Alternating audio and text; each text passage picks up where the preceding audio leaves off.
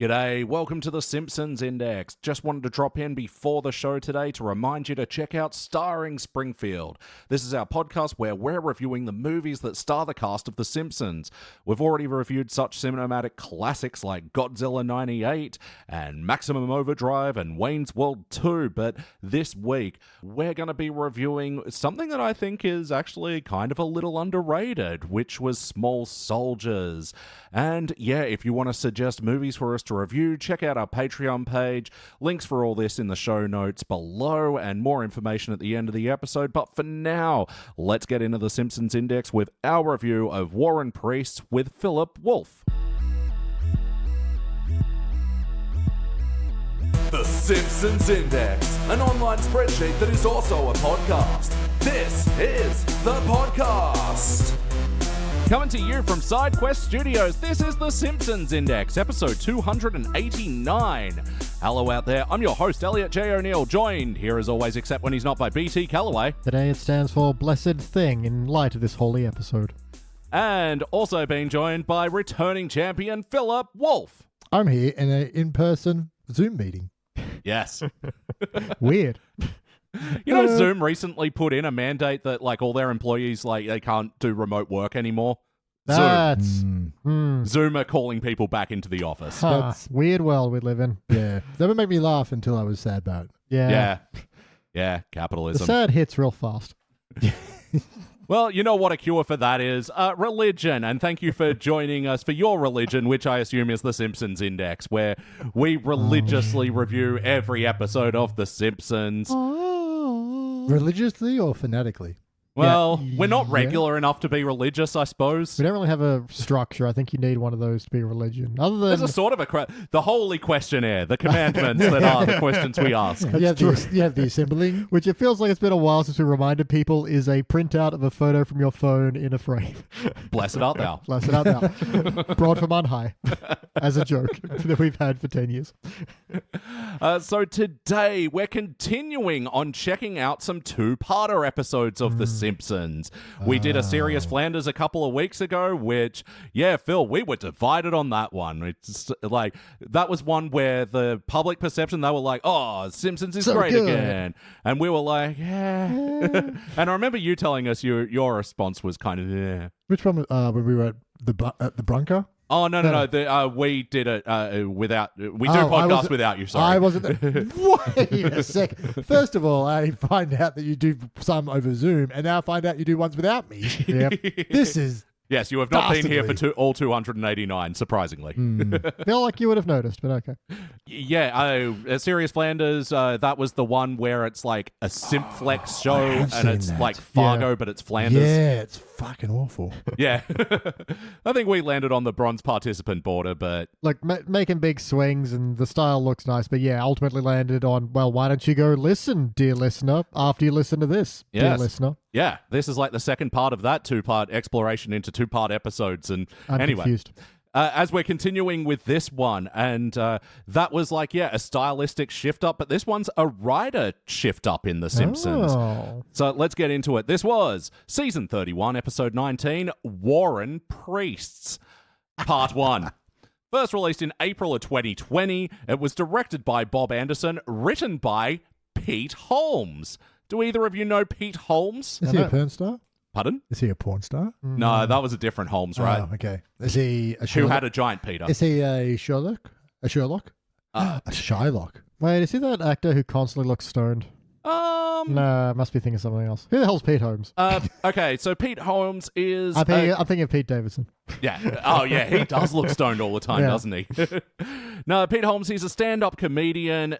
He's been pretty prolific for the past 15 or so years. I remember when I was first getting into podcasting and I was like a fan of shows like Nerdist, regrettably, and he sort of was in that circle of people. And I found out he had a podcast called You Made It Weird. And I'm like, oh, I should check this out. And I found him infuriating. Okay, good. Sorry.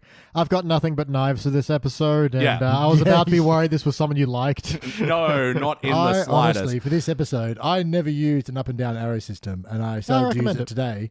But really what I've just used is a down arrow system. Well, that's what he looks like. Quite punchable. That looks like if the apprentice at the wax museum tried to make Jim Carrey. Oh my God, he does look like a living Madame Tussauds. Yeah. But he had his own show from 2017 to 2019 called Crashing. I don't know. It was a HBO show. With who is Phoebe Waller-Bridge? Maybe. I don't know. I didn't watch it because, again, I find him insufferable.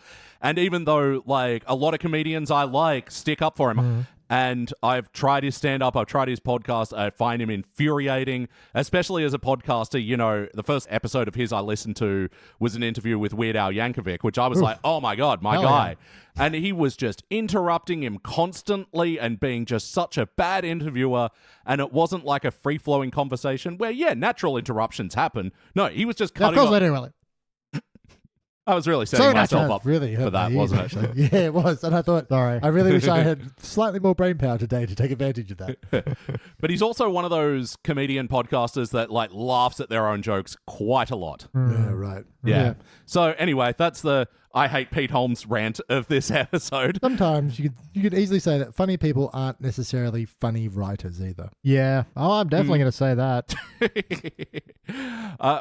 In this episode, there's a brand new pastor coming to town, and he's all young and hip and wearing tight jeans and playing acoustic guitar, and he's also quite progressive and even gets Lisa on side because he has Buddhist adjacent beliefs. And Lovejoy's insecure, and the churchgoers all agree to get rid of Lovejoy in favor of this new youth pastor. And the episode ends with Reverend Lovejoy going out to Michigan to find some dirt on this guy who has usurped his position. Hey all, what do we think? Yeah, look, I did think about duct taping dynamite to my head while watching this. Not lighting it, but just a nice stick of dynamite and some duct tape, and then just to put the option there. I thought about it. That would be good drama. It really would be. It would give this episode of the emotional stakes that it quite needed that would justify it being a two-parter. Yeah. I also feel like I was hoodwinked not only by this episode, but by not knowing this episode was purposely a two-part episode. Indeed. Maybe lured into this something honey trap. Pattern recognition would have helped me there, but when it came up with to be continued, I was like, all right, that's kind of funny, I guess. And then it stopped, and I'm like, oh, that wasn't the joke. Yep. When I said we were doing 2 episodes tonight, yes, they are joined. You never said we were doing 2 episodes tonight. I didn't. Whoops. Sorry. I mean, not to me. Oh, you got time? You might have said that. Yeah, I've got nothing but time until midnight. It's okay. I think we'll get through this review what happens quite at midnight? easily. I go to sleep. Oh. Then who knows what happens? I assume the world stops. My plan is I'll go to sleep. There's an ever-increasing chance I'll go home and play Baldur's Gate 3. I mean, yeah. But I shouldn't. Oh, man. I like that's a very Cinderella-esque response. It's just like, I'm going to sleep. Yeah, it's just not turning into a pumpkin or anything, but it just turns into morning. Late. Come on. Turns into morning. Yeah. No, I only turn into a pumpkin if, when I'm battling the wizard, he puts on the turn to pumpkin spell. Yeah. You can turn people into sheep, which is kind of amusing. Yeah. God, it's a good game. Fucking, I started when last time we had you on the podcast when we reviewed Bart's Brain, we spent that night talking about Baldur's Gate 3, which it felt like an hour, and I loved every second of it. And then the next day I literally started a brand new campaign. I'm in Act 3, and I'm like so close. And then the amount of things I have to do in Act 3, I'm like, I'm still so far away. Oh yeah, it's a big game. It can be the only game. I wish we were reviewing it, but we're not. We're reviewing this. BT, what stands out to you for better or worse? All right, I got a couple here, but what's actually worth? You know what? I'm going to start with a bit of niceness. I'm going to say, because this mostly focuses on Reverend Lovejoy and the Simpsons are more in the background and not drag too much into the story to be like, oh, also Homer's here. I'm just like, you know what? Giving a C character some room. That's nice to actually have an episode. We've talked about that before. I'm glad they did it. I have other things to say, but you know what? Core idea. That's nice. Well, yeah, because I think Reverend Lovejoy was not always a big hitter character. You certainly wouldn't get episode focus stories like Moe or Skinner would back in the classic era, but it felt like he was starting to, and especially going on to where Marge becomes the listen lady and stuff. Something like that. Really good. Yeah, but then we didn't get much follow-up with that, with Reverend Lovejoy throughout the years, and he's always been an interesting character like that, where he's kind of just bored of his position here, and he's just going through the motions, and he cares way more about his trains and all that. Yeah, but there's stuff to do with that. So yeah, look, we'll get back to it in a sec. All right, we'll give a break before you get into your complaints by first asking Philip Wolf, what stands out to you for better or worse? I will also give the tip of the hat to The Good Thing, which was like one of the first things that came up. The sign gag at the beginning of the church that had donate to the sign fund, we need letters, but it had a whole bunch of letters missing. And I was like, simple, that's quite effective. funny. Yeah. I'm like, yeah, that's well played. I haven't seen a good sign gag for a while. I'm like, yeah, well done. And the church have been a source of the sign gag for many years, and honestly, like, maybe I've forgotten if they've done it before, but that felt like, oh, wow. I think there is, like, please stop stealing our letters, and then someone runs up and yoinks one. True, yeah. But I mean, it's fine. It's still good. Different, yeah. Still works, I thought it was good. Anyway, God, I'm routing positive things to say when it comes to my turn to say what's a good thing you about it. don't have to be positive. You know what? I did actually laugh for the joke where after he's lost his job, Reverend Lovejoy is, in for the release of this episode of April 2020, he's very much wearing April 2020 clothes. And he goes to the fridge, gets a jar of pickles, takes the only pickle out, and just drinks the juice. I'm like, oh, that is depression. That is an animation that gets depression. Haven't we all done that at some point? Yes, pickle brand. I mean, also eat the pickle. I mean, of course, but also, Phil, maybe fill out this mental health examination form. Just a dirty martini, hold a martini. Just a dirty. All dirty. Well, look, let's get the knives out for this fucking thing. One of the things that stands out to me most is, especially when we go into these two-parters, is the thing I want to ask is, okay, why are you justifying yourself taking 2 episodes to tell this story?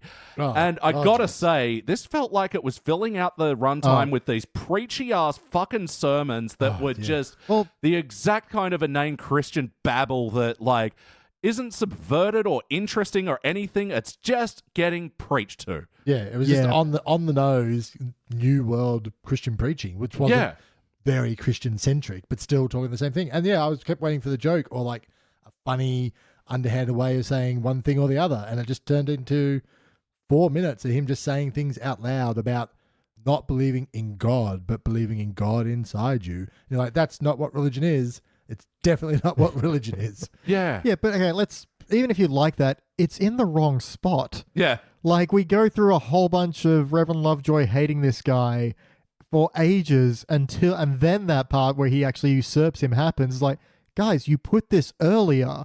Why, it's also a whole extended parts that don't really make sense. So he's sleeping at the Lovejoys, but on the train station set that Lovejoy has, and so you don't have a couch. He's driving, so he's driving his train into the guy while he's trying to sleep, and there's the long little bit where he's like wheeling up a tiny log on one of those cranes. Like, are you going to drop that on me? Because it'd be kind of a funny joke, but that goes on and on. Except he never dropped it on him. Yeah, it's just like it's not a suspense movie. Drop the log on the guy's face. Yeah, like he's not proven to already be more popular than Lovejoy. I mean, Mrs. Lovejoy loves him, but she's a bitch, so and whatever. She's thirsty as well. Yeah, weird. We'll get more on that.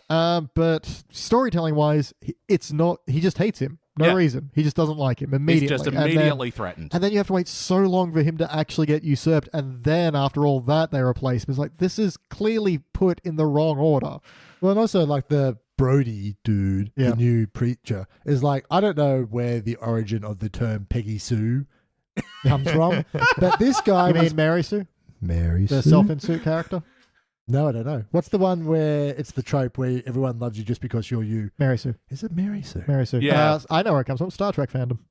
The funny thing is, like, Peggy Sue, originally a Bob Holly song, has now taken on a new meaning thanks to TikTok and Peter Dutton, and we do not have time to get into that today. Not. All right. I'm so glad that I ran headfirst into this water of I know, I'm wickedness. curious. All right, anyway, Mary sued his way into this episode like there was no tomorrow. Like, he turned up literally like he'd just been dumped out of a brand new preacher cardboard box. Yeah. Did nothing wrong. Everyone New literally age loved him the first time they even laid up. Even Chief Wiggum. He goes to bribe Chief Wiggum with 25 cents. And then he's like, oh, your eyes are lovely.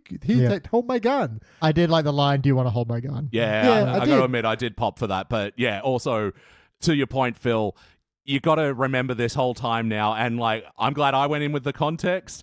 that, this guy, who is the featured star of this, was also the writer of this episode. Oh, no shit. That's literally Mary Sue then. Yeah. That's so boring, though. Like, why would you want to say nothing? Oh, sorry. I don't think, I made that clear. Yeah, the writer of this episode, Pete Holmes, was also the preacher. Yeah, I didn't make that clear before. Man. Sorry. Yeah, that's the case. The fact that you called Mary Sue before you even knew that is amazing. Yeah. I have, unfortunately, eyes and ears that I used to watch this episode. But like, even the episode begged you not to use them. It begged you. But even then, talking structure, when he's doing that sermon, talking about, and look, to be fair, it was a heart moment I kind of like where, it's too long with the punch of like, God is the love that we create and share together. That's good. I like that. Keep that short and simple, and I can have a good time with it. But it then cuts to like 4 or 5 different Simpsons cast members being like, oh, I love this guy now. Oh, he's really speaking to me. And it's like, I get it. Yeah. I understand they're paying attention to this guy, and that's not what Lovejoy was doing, and it's making a difference. I don't need you to say it to me. Like, I didn't count because I didn't think I would need to count something like that. So it's at least 4 different characters who stop and go, wow, he's really impressing me. Yeah, it seems like they crammed 8 minutes worth of content into this 25-minute show.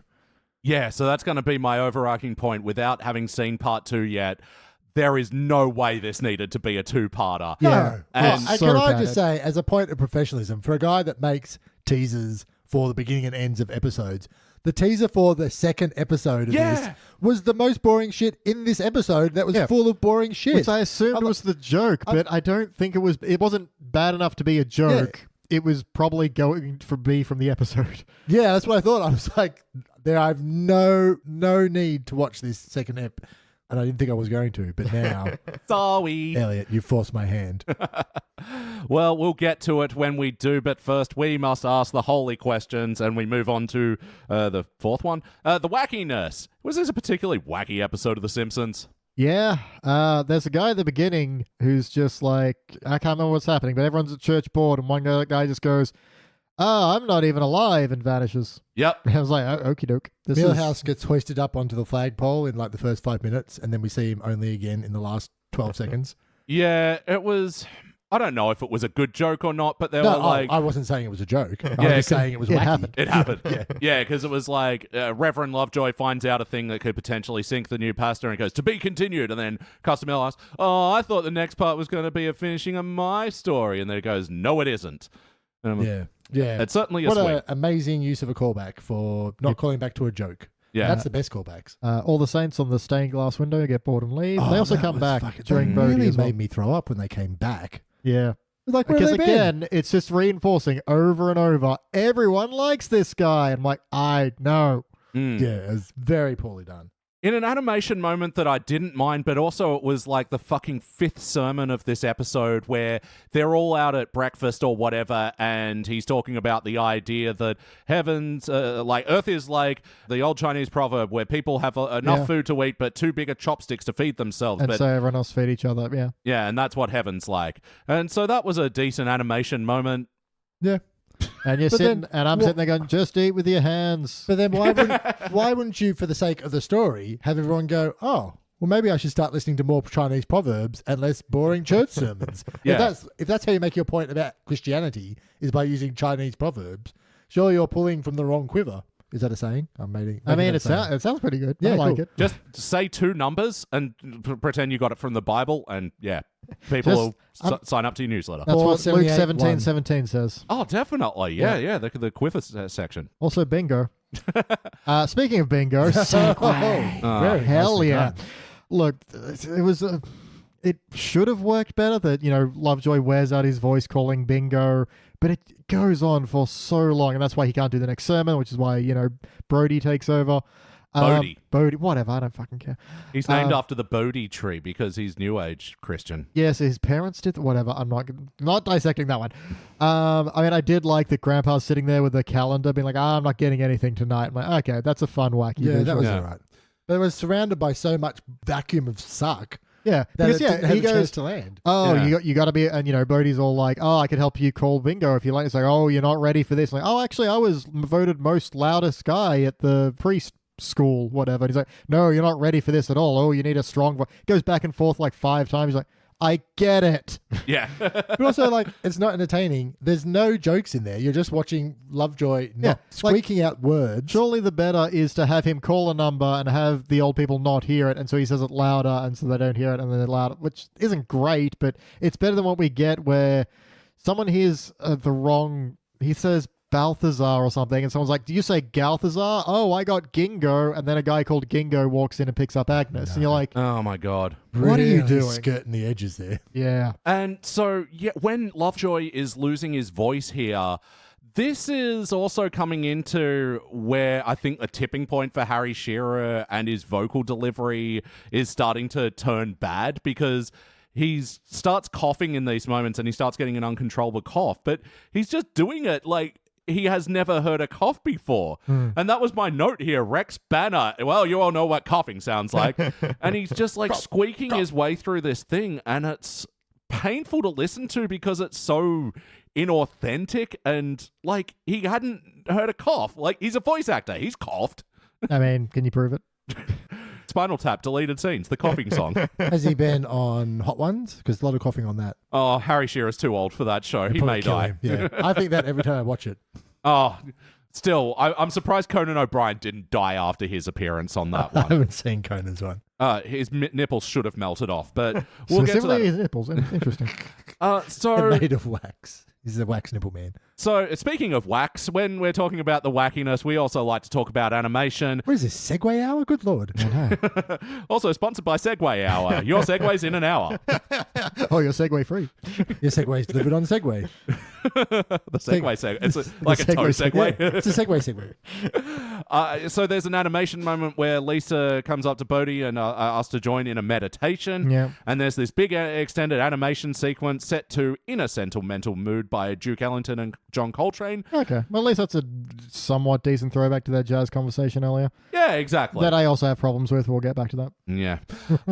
So it's just another one of these things where, like, I get the idea of getting him on side with Lisa, who, is the town skeptic, and this is a fine enough way to do it, but, like, partway through this animation thing, I'm just like, what are we doing here? This feels like we're eating out the runtime, where we're just going through these moments where, like, Lisa loses her outlines, then we see various animations of that, and then it just stops dead at one point with animation budget exceeded. Yeah. And then proceeds to do another couple of things. I agree with all that, but I'm pretty sure the term is eating up the runtime, not eating What did I out, say? eting out the runtime. I mean, I got the you point. made it sexy. Yeah. Yeah, eating out the runtime is nice. It's generous. It's loving. That's not what it's doing, though. Yeah. It's gobbling it up like a hungry beaver. Yeah. No. Wait, no. No, I definitely did eating up the runtime. Yeah. Let's just leave that alone. No, I did quite like the beginning where she loses her like dark outline. I was like, okay, that's kind of a neat way to show, a loss of self within the world. Okay, but then kind of kept going. All right, yeah. Now we're eating out a runtime. Yeah. Yeah. Also, like, they both get to, I assume, a kind of meditative nirvana in 3 seconds. He says, just breathe, Lisa. And suddenly she's like Lucy in the Sky with Diamonds. Yeah, and then ends it with, you reached the button, didn't you? Yeah, there's just everything about this episode felt like it was one not very good idea that went for 5 minutes, just over and over and over again. But Well- how was the heart? Sorry. I was about to jump on that. I can do it in heart. It's unrelated, but fuck it. Sorry, the thing that stuck out to me that was going to be a joke I was going to complain about earlier is really early on, okay, Krusty shows up and he's like, hey, I'm here for the AA meeting. It's me and Lenny and Carl and Bumblebee Man. He's listing all these names, but he's listing all their first names, which is okay in AA. Oh, AA, right. you don't list your last name because you're anonymous, but you put your first name. It's like a 30-second bit that isn't even a joke because that's not how AA doesn't work. I feel like the word Bumblebee Man isn't his first name. Exactly. So it's like... He's known anonymously. He's like Cher or Seal, yeah. To be fair, maybe he didn't say Bumblebee Man. I didn't write down a list because, again, I wasn't thinking I'd need to. So I was sitting there going, okay, he's going to... And then I was like halfway through because it goes for so long I had time to think about it. I'm like, yeah, he's just listing first names. That's totally fine. Like, what are you doing? Oh, And then it ends with, and I don't want to say who, but let's just call him Disco S. Enter Disco Stew for another fucking... Disco Stew has been a punchline for way too long in this show now. And again, I do not assume his first name is Disco, last name Stew. So he's still anonymous. Yeah. That's like a real like Scar from the Lion King thing. Is that what your parents named you? Like they named you Jeeves? God, you really had no choice in your life. What Like, determined is really at work there. Yeah. yeah, but the heart of this episode. So, I was actually thinking, and I'm pretty sure you reviewed this with us, Phil, because it involves football. So I bring those one to you. The episode Faith Off, where Bart starts like one of those very boisterous, like what's the like word? a very revival faith healer. Yeah, Yes. faith healer church. Had like a potato bug tent or something. Yes, Is that a thing? that's right. They do steal that. And yeah, that's eating into Lovejoy's business and Eating out Lovejoy's business. eating out Lovejoy's business. But the Listen Lady as well, where like, his apathy is now finally caught up to him. Yeah, so it's okay that we tread ground with this one because we got a fresh angle on it. Yeah. It's the new hip youth pastor that's got different ideas about faith and an acoustic guitar. Mm-hmm. But I found myself not feeling anything. Oh, yeah. No, I was going to be one of my core problems here is we don't get a sense, in that one you get a sense that Lovejoy's, burned out and tired. So Yeah. specifically in Listen Lady, not so much in whatever the Faith Healer one is. Yeah. But, he doesn't pull out any razzle-dazzle, so he's getting upstaged in that one. That's fine. This one, you don't get any sense of him whatsoever, just that he doesn't like Bodhi, and that's it. Because Yeah. we don't have a reason for him to not like him yet, because they put the scenes in the wrong order.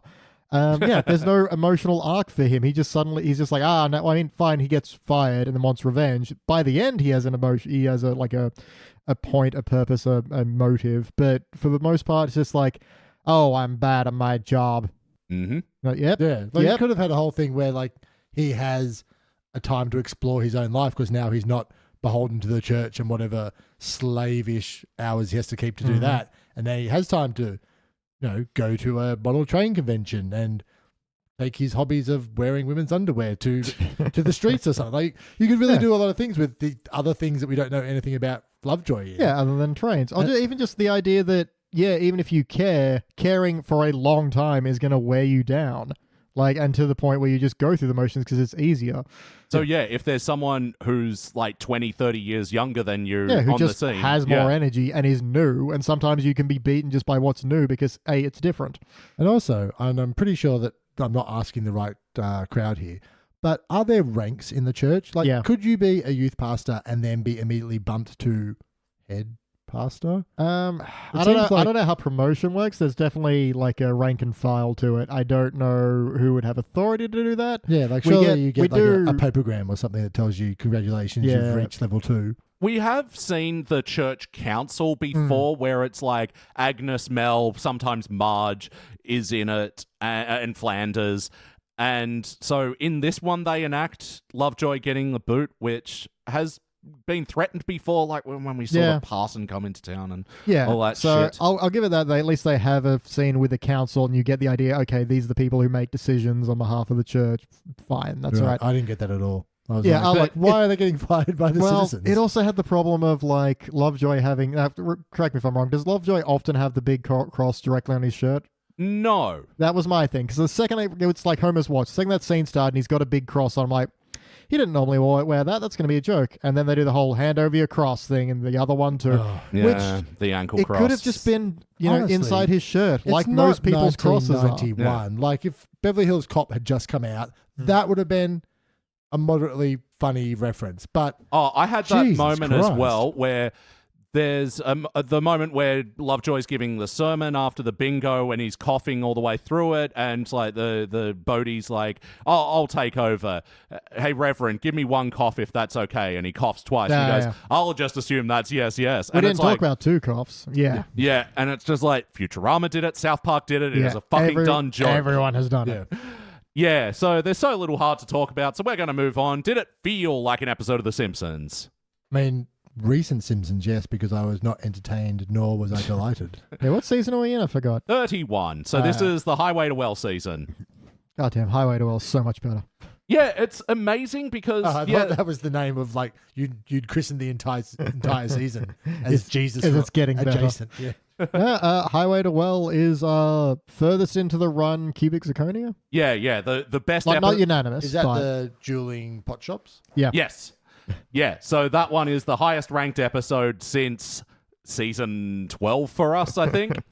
Yeah. Wow, and that yeah, is quite a high benchmark. And I have gone back and watched it again, and I still liked it. Still so- holds up. Yeah. And this is like, 31 is a good season, and especially coming from 30, which is like pretty well all failures and participants. Like, 31 has got some heavy hitters in Definite there. an uptick, yeah. So, like, this one, no, it doesn't feel like The Simpsons, but it can be for the better. You know, an outside writer coming in to, you know, give their take and freshen it up. You know, bring it on in this stage of later Simpsons. But Look, just to throw to this episode, because we had no mentions of heart, Lisa does have a line of, this sounds like a snow globe. It doesn't do anything until you shake it up. yeah. Which was fine. It was delivered with a little too much, I'm saying a thing now, to really land, but I would sure. also say another heart moment was when Brody was like, everyone thinks God is a miser who sits on the clouds with a great security system. And then it cuts to Mr. Burns in front of a security system, looking at multiple cameras, getting shaved. I mean, getting his chin shaved. I'll shave you all right. I thought, like, as an instant kind of like psych gag, kind of funny. Yeah. A miserly guy with a huge security system, great. And then Yeah, why we know we he's the had to kind- pretend that we cared about the guy shaving him, and then And the implication that he was going to kill Burns, Yeah. and it just went on. I'll and take you on. to a funeral, all right. This is taking too long. Why do I procrastinate? It just keeps going. Yeah, like, I agree. It's the straight visual gag. We know he's done that before, where he's monitored the entire town. Yeah. Cut to him just being like, oh, they always make fun of the misers. Yeah, And great. then cut back. Done. Fine. Yeah. But, I'm glad you brought it up, though, because, it doesn't feel like a Simpsons because the amount of fucking cutaways in this episode, it is so Family Guy. Like, at the start, when Bodie comes into town, he's like, oh, I think I've got a room at the hotel next to the tire fire. Then it cuts to it, and then the tire fire blows up the hotel, and that is the joke. Which seems like the obvious thing that would happen if you built a hotel Yeah. next to an active tire fire. But, I mean, it's just one of those things where we don't need to see it. And, like, Homer fantasizing about fucking Jesus as a rock star, then he's at the merch desk later in the episode. Man, yeah, the cutaways in this one fucking bugged me. Oh, and, like, Mo fantasizing about his mother at some point. Oh, yeah, that was... Yeah, all bad. But, yes, no, would you watch this one again? Nope. Nah. Part two's really going to have to fucking stick the landing. Like, For a brief, wonderful second, I thought you were going to say part 2 is really short, guys. Part 2 is the intro and then just the credits. yeah. Just an apology. BT, what would you change? I mean, start with structure. It's very...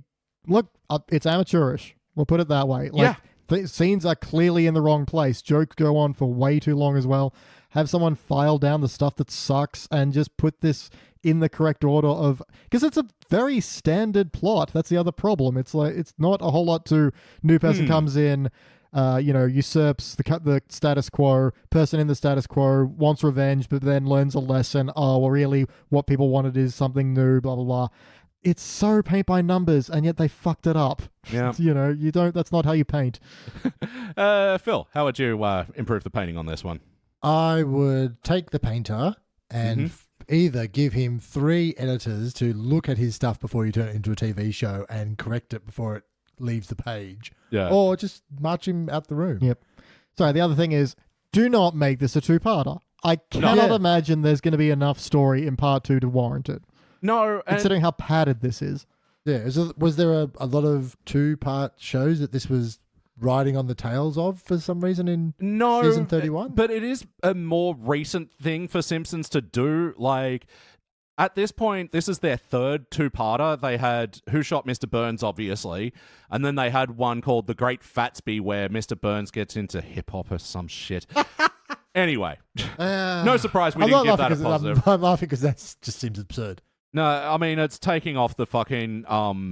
God, who's that Australian guy that does those shit movies that I hate? Baz Luhrmann. Baz Luhrmann.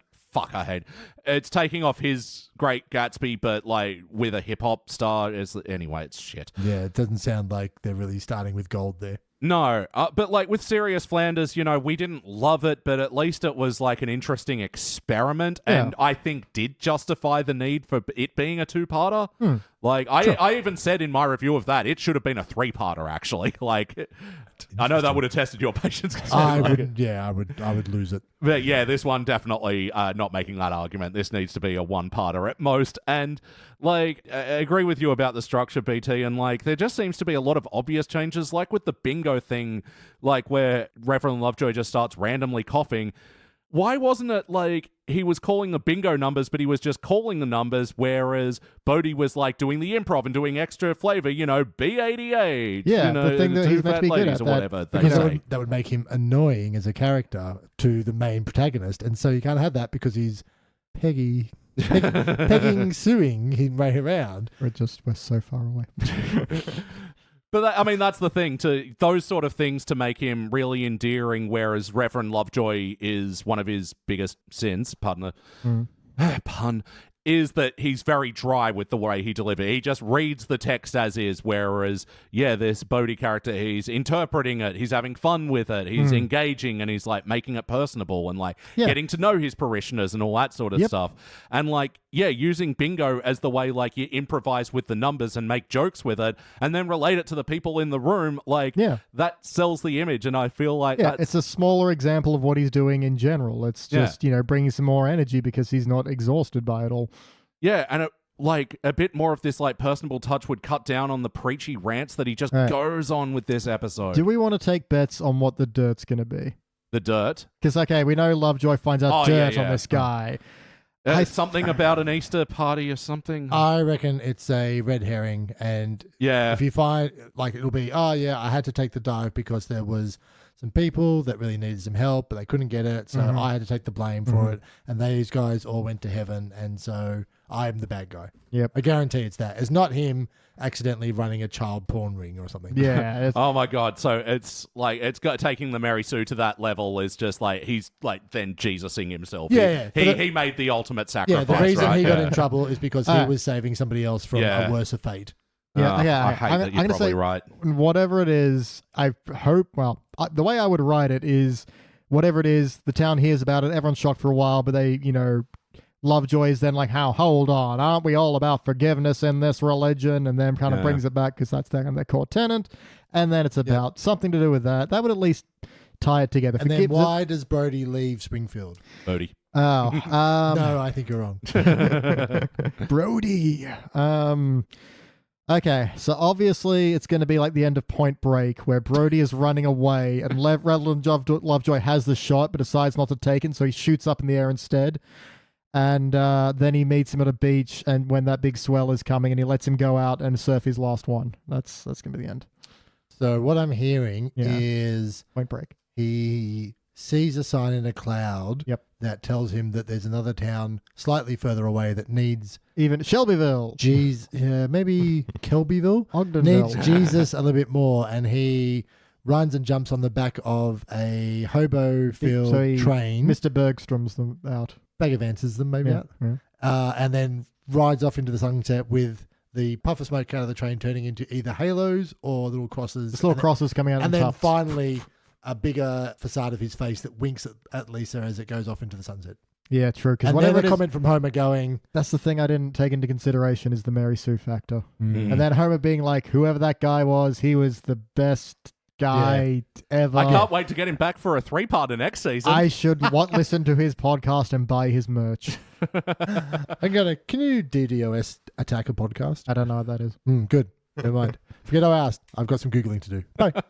All right, it's time for our final notes. No, final notes. Everyone's final notes.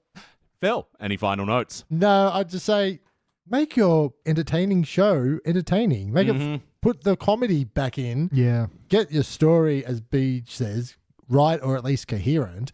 Make your characters travel through the episode learning and evolving rather than just being terribly weak soundboards for terribly weak jokes, and don't bore the shit out of me for 25 minutes. You know what? That is bring up another good point for me is like, what you're saying before, Beach. Yeah, it's good that the Simpsons are more in the background of this episode. Focus on your C characters and use a outside one-time character to help fuel that story. Good, whatever. But this episode feels like it's the Pete Holmes show that happens to have Simpsons characters in it. Get Pete Davis to write this instead. Yeah. I'm sure Pete Davidson would be a way more generous writer. Like BT. Look, this whole thing starts with the usual pan through the Springfield, and we get a billboard gag that just has Burns with the sign that says, "Let billionaires fix things," and I quietly screamed inside for a while. Yeah. A little joke I did kind of like is after church is over, Homer comes back and grabs like the donation basket. And it's like, hey, I want to borrow this so Marge can feed me snacks on the toilet. I'm like, okay, that's fair. That's not too bad. Yeah. Again, in the context of the scene, it was like a Simpsons getting bored of their own scene moment, but still. as dialogue by itself, I'm sure you loved it, Phil. He started singing Amazing Grace, and I was like, we're really gonna. Oh, so there was singing in the car in the first scene. I'm like, why are there three cars singing bullshit? Oh yeah, introducing the choir, like it's always been there, guys. Also, who's this black guy who just has a talking part halfway through? Why isn't he trying to take over Lovejoy's position? It seemed like he was. Like he's on like the church council as well, isn't he? He was. We've reviewed almost 730 of these. We don't know who this things. guy is. Yeah, I know we haven't reviewed all of the 30s yet, but this guy is a fucking unknown. Who the fuck is this guy? Yeah, and then he has like a 3-minute conversation about how Brody is going to come in and do the new preaching. Like, I've already forgotten that Lovejoy exists. Who the hell are you? Yeah. A line I just hated and I think it really points out the poor comedy in this one is they're all at brunch. Lisa's talking to Bodie, whatever. And they talk about jazz singers. And then Mel just goes, this brunch has become a jazz brunch. It's like, that's not a joke. No. Those are just words. It's not even a synopsis of what's happening. No. It's not like jazz hands. Like jazz brunch isn't Yeah. See, I think this is why I fucking hate Pete Holmes' stand-up. Because that's not even a thing. He's not funny. No. Yeah. Like, he is so fucking successful as well, and I do not get it. It can't be that successful. I've literally never heard of him. And now... No, you'd be surprised. Yeah, I would be. Look, I mentioned before that Helen is a bitch, especially because in the beginning they have this little joke about how Helen's the one who hired Bodie. And he's so handsome and hot, and why don't you talk to me? She found her on Christ's list. Yeah, and then to make sure you got that joke, she showed the laptop. Yeah, then showed the laptop that had Christ's list. I was too busy trying to read like the little small ads about seeing if there might be something funny. So they didn't let me have enough time. Searching for anything funny in this episode. Yeah, but then after Lovejoy gets fired, she's all like, "Oh, well, Brody's done this and this." And it's like, fucking bitch, he just lost his job to this man. What is wrong with you? There's a dumb little bit where Bodie fixes Homer and Marge's marriage by getting them to switch shoes, which was okay. But, Homer's all like, oh, your shoes are so tight and you work all day in these things? Oh, you do so much. Okay, fair enough. But then Marge is like, oh, what was it? Your shoes are so heavy. You carry this around? You carry so much. Like, what do you mean? I thought she was just calling him fat. Yeah, I don't know. It was just, there's another line to take there of something else, like... you've got so much responsibility, but it's just you carry so much around. It's like the literal weight of his shoes. Like you need a bit more, I understand that you get home and you're tired from work and therefore you don't think of me immediately. There's something there, but also it's like a youth pastor trained in marriage counseling, because it seems like they're two very opposite ends. Yeah. Well, like with The Simpsons getting pushed to the background, yeah, this was kind of the right role for them, where they go up to Lovejoy with a problem. I thought it was a bit extreme. Homer apparently sold their house without her knowledge. Yeah. Tell me that story. Tell me that story. And then they come into the youth pastor later in the episode and start up with other problems. And I'm writing, what about their house? And then like, oh, okay, yep, they brought it back. They acknowledge it. And then it's like, oh, okay, they put on each other's shoes. But what about their house? And he goes, oh, it's okay. It's a piece of crap. You'd never sell it. And I'm like, still... What about their house? Like, they haven't moved. Yeah, it's a piece of crap. It wouldn't pass inspection. Yeah, so bulldoze it. Inspection for what? You can sell something without it being inspected. Well, actually, you can't. Like, that's part of the things that you have to like pay for inspections. Like when you go to sell a house, you don't have to. You absolutely don't have It'd be a big red flag for anyone buying it that it hadn't been inspected. True. Actually, yeah. But that said, you'd be like, well, this is a piece of shit. Let's bulldoze it. It's the land that's valuable. That's property. Yeah. Anyway, that's Sydney property. That might not be true. I guess wherever that's fair. Springfield, Illinois is. Yeah, there's literally there was a listing like a couple of years ago of a house in Forest something, not French's Forest. Anyway, it was Forest Lodge. Forest Lodge, yes. And it was just literally like this 3-bedroom house that had totally been burnt, like only retaining the brick frame, and all the photos Motivated and stuff. seller. Yeah. All the photos and stuff were just of this house that was just clearly burnt down, sold at auction for $1.2 million.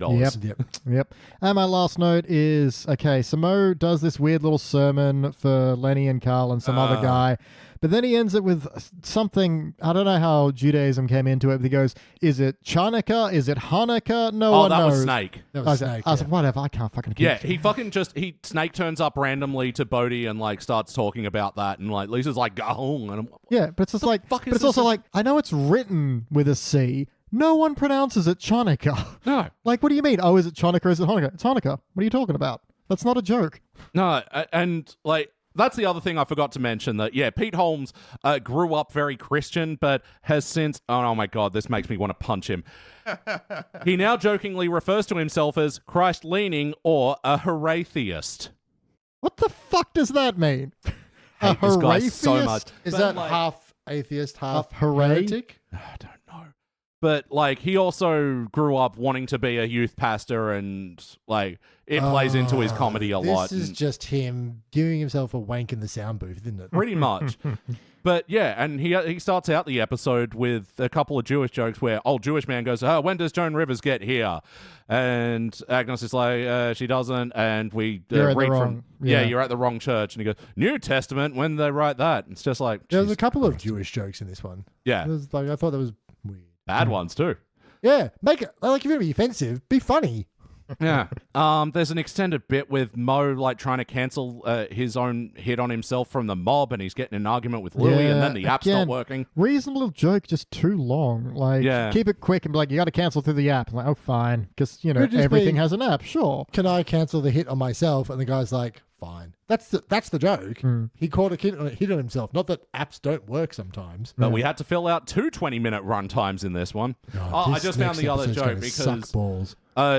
there was a side joke that I didn't mind, that when Lovejoy's depressed, he's like binge eating Layman's chips instead of Lay's chips, and also Cheez-Its instead of I'm Cheez-Its. like, is this a product placement? Because it's far too prominent. And I was like, is it maybe just their only joke? And then later he's looking through his YouTube video and he accidentally subscribes and likes, and which you should do the Simpsons index. Now I've sent a eggplant emoji. I'm sure that doesn't mean anything. Fuck, did this guy just discover technology? But, I know this episode's already 5 years old, but like eggplant emojis have been around for a while. It's time to rank this thing. On the Simpsons Index, we rank using a 6-point scale with stars down the bottom at failure. Maybe if the episode was just meh, you give it a participant. But for the positive rankings, you got okay bronze, good silver, excellent gold. But for the best of the very best, the ones that the Simpsons could not exist without, you give cubic zirconia. I'm going to go first. Let me show you how it's done. Luke, I feel like I should give it a participant because I haven't seen part 2 yet, and that could like just give it like the reasonable We can always doubt. come back. But I am not at all fucking fascinated to check out the next one. Like, there is a good chance if I was watching this of my own volition without a podcast that I just wouldn't have. I would have just assumed they didn't stick the landing. I don't care. So, like, maybe like Shag did last time, I might change my rank. Yeah, I think it's fair. Depending on how In a part 2 two-parter, goes. I think it's fair to say. But yeah, this one just failed to capture me on any level. I did not like this. BT. Look, I was sitting there watching and I was thinking, okay, does this get failure for being so boring, or am I going to participate? And then the whole part 2, to be continued came out. I'm like, yeah, no, you have not earned a part 2. So I am happy to crouch down in Mortal Kombat, punch up so I get in the uppercut and send it down into the pit. And Phil, please finish it off. I can't even think of a thing that would make it not a failure. Even that's like true. I haven't What's seen a redeeming quality? I haven't here? seen the I second don't- episode, so I can't vouch for it. It's a standalone episode on its own that's supposed to excite me into watching the second one. But I feel like it was so boring and there was no laughs that if I was watching this at home and for some reason it said to be continued, and for some reason my thumbs were broken and I couldn't use the remote, I would just get up and start doing housework while this was on in the background. Like, I would not sit and watch the next one based on the quality of the entertainment for this first part. B, even like the cliffhanger is no cliffhanger. No, I was going to say, like, the only thread carrying us into the next episode is what did Lovejoy find out? There's no, we start to suspect that Bodhi's actually a bad guy or has something else, an ulterior motive going on. Or is There's too no, good to be true, Yeah, sort of there's thing. no B story to be like, oh, how that's going to resolve. Like, fuck that, there's no B story. This thing is there so isn't. padded, and also then no one just wrote an extra story to fill up all the empty air. And there's no B story, in my case, B standing for Bart. I was just like, wait, where the fuck was Bart in this What thing? people want, Bart by the bowlful. Yeah, and like he's perfect for like getting all the Simpsons on side, you know. And he's also a cool dude. That's great, but like, I mean, it's done, but fucking. Anyway, we're gonna go watch part 2. We'll be back. Sorry.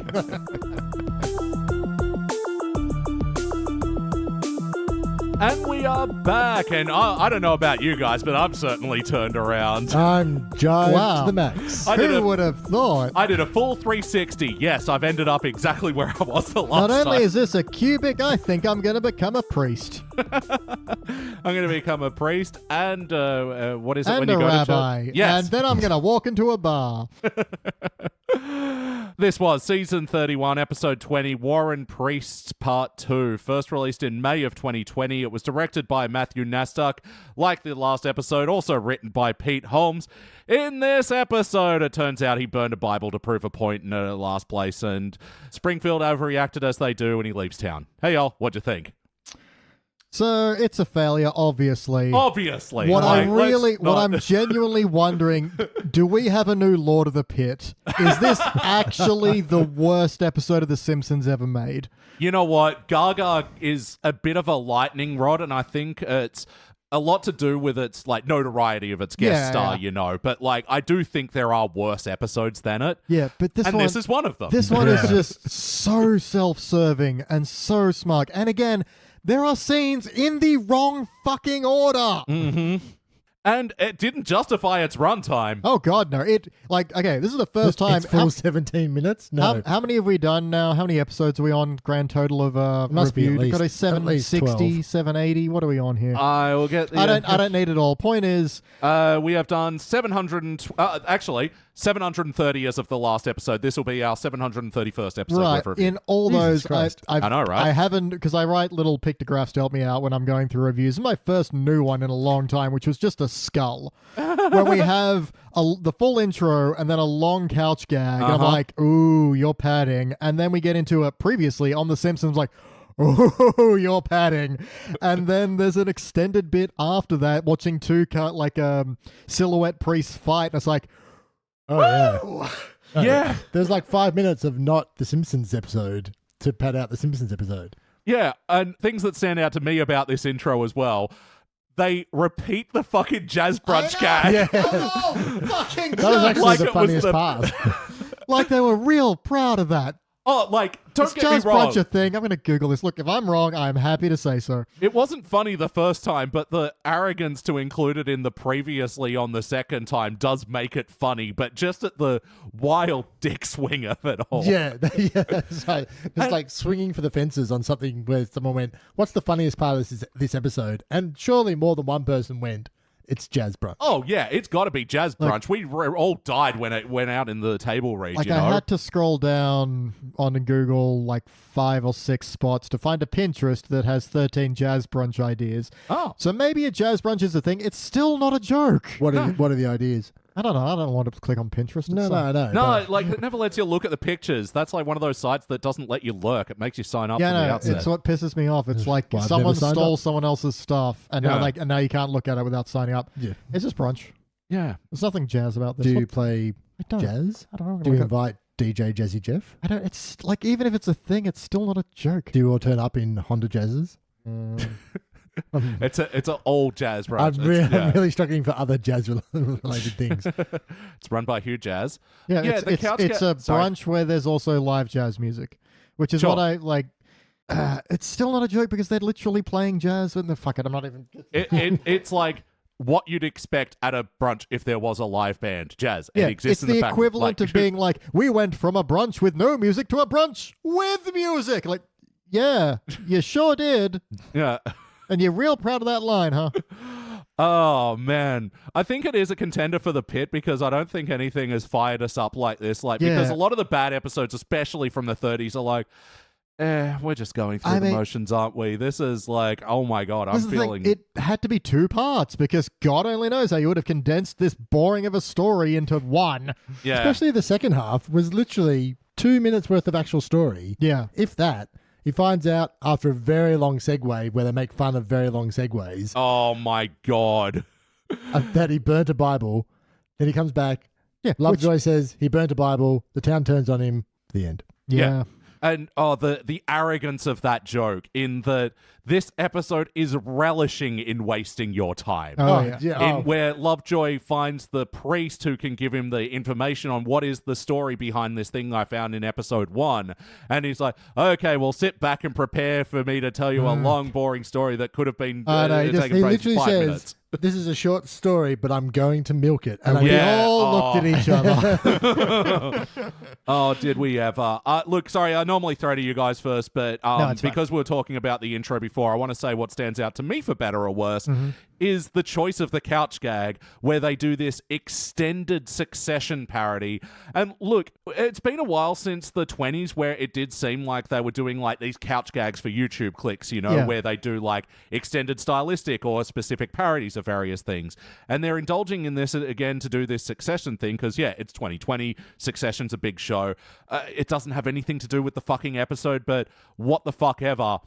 And like, it leads into this bit where the Simpsons are in their house and Homer's like, no one's inheriting anything because none of you are getting anything. Yeah. And it's like, oh, okay, I thought, okay, this is like your way of getting into the episode and we're going to go from here. Nope, boom. And it's like, what are we doing here? This is a two-parter, and then you have to then like do the previously on to remind, oh, this is what we're doing here.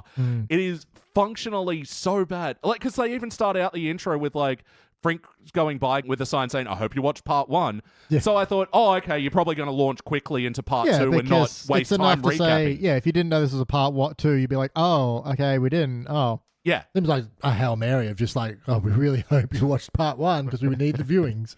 I love the accidental religious puns here. There's a Hail Mary. You were saying, oh my God, before. And I know I say Jesus a lot. I do like to blaspheme. I believe you said Jesus. Yeah. Yeah, listen closely, everybody. Anytime I've said Jesus or Jesus Christ, it's Jesus chips. Yep. And speaking of listening closely, what stands out to you for better or worse? In the beginning intro, in the beginning, the intro started, and then it went on and on and on. And the bit where Lisa plays saxophone in music class, was it a harp? Yeah, they change up instruments now. Yeah, again, a fun thing, but like if we were going to go for the religious thing, wouldn't it be like one of those like angel harps, like the small hand ones that you see in what's the Zelda game that has those? Angels. I think it might even be Skyward Sword. No, it's one of the DS ones because you play it with a little stylus. I'm not familiar with it. Yeah. Anyway, sorry, that's Zelda Corner. Desperate to talk about anything else, but we must talk about this episode. Was there anything else, Phil, that stood out to you from this one for better or worse? I didn't mind when Homer's like, the church is so packed, my leg's touching Kirk's leg. Yeah, Milhouse's dad's leg, I think. Leg. Yeah. And he's like, it looks like we're knee neighbors. I thought that was kind of okay. Oh, okay. Yeah, I had a couple of little notes, and there was a joke towards the end. I think both you and I, Elliot, laughed at the NPR wrestling, and that's quite a powerful haymaker there. Yeah. And, here he brings the people's elbow. Yeah, Lisa's talking about the lack of culture in their town. It's like, our NPR broadcast wrestling, and I'm like, look, that's a good joke on its own, but then the follow-up was like, that was one instance of like, them following up with the funny line where I'm like, yeah, I'm glad they played that out. That's good. A definite second bite that's worth it. But having said that, this is also, jumping ahead to the feel. This episode like seemed to start out with like a bunch of cutaway jokes. Yeah. Because it's like Smithers turns up to church and they're like, oh, I haven't seen you without Mr. Burns. He studies his own scriptures. Cutaway to Mr. Burns. Oh, yeah, these old-timey scriptures on papyrus. Yeah. And then goes... I think it goes on, instead of excellent, he goes Exodus. I was like, oh. I could feel your exhale there. My exhale. Exhaleless. Yeah. BT, what stands out to you for better or worse? So Bodhi is in the tree, is spelled Bodhi, and his name is, we see it on the marquee, it's Bode. So if he's named after the tree, they got it wrong. Or it's Bode. Look, I'm just saying. Like Bode's a word, right? Or is it just abode? No, it's like forebode. Yeah, bode. Post. That does not bode well. Yeah. It's not in common use, so it's, I'll bode my tone. The point is, they make a point of saying, oh, I was named after the Bodhi tree. And it's spelled wrong. It's like, yeah. fucking hell, try. That's hippies for you. I know. Even Jesus hippies. Mm-hmm. Yeah, and just noticed another cutaway. So, Phil, of course, I brought this episode to you because we got a Lisa song in this episode where she's singing about how won over she is with this guy and how she's considering Jesus now. I know nothing about Liza Minnelli, but was that a Liza Minnelli? It did. I think it had a bit of a Chicago vibe. Right. Oh, yeah, I think you're right. Because I tried Shazamming it through it, but I don't think they've updated it to include recent Simpsons on Simpsons Shazam. parodies. Yeah. I didn't even know that was still a thing. Shazam? Yeah. Yeah, it's actually better than ever. It's more powerful than ever. Yeah, because there was a while there where it was like drowned out with ads and shit, but like it works and it's like not interrupted and yeah. There you go. Yep. Just to bring it back to the Lisa thing for a second, does this feel like an integrity break? Because there's an argument to be made that, okay, she's just infatuated with the guy, she's got a bit of a crush on him, or at least like an idealistic crush. Therefore, it's not really her forgetting about her own religion or finding a way to incorporate it into, follow his, ideals or whatever. Because again, crush will make you do silly things. But there's also something to be said of, oh, this guy's so charming, I'm going to forget all my moral values that led me to Buddhism in the first place. Well, she originally gets put off, and I don't know if you remember this episode, Phil, because to keep the church profitable, Lovejoy sells out to Mr. Burns and Lindsay Naegle and starts including hideous advertisements and stuff, and she turns away because that church had gotten too commercial. Yeah. And I remember in that episode her being like, it's not that I am against faith, it's just... Yeah, this is why I brought it as a question, because it could be argued that, she was never, I didn't think against, but I don't know, I don't know how well the teachings of Buddha mesh with Christianity in general. Yeah, look, I mean, that's for theologians who know a lot more about this shit than certainly us three put together. Look, there's plenty of other things to complain about here without calling that an integrity break, so I will erase that note. But, I mean, it's worth bringing up, because I think that's the thing that, is... bringing Lisa over is that Bodhi's like, oh, I accept all this stuff and I'm familiar with it all. I love science, I love meditation, I love Buddha, I'm named after Buddha.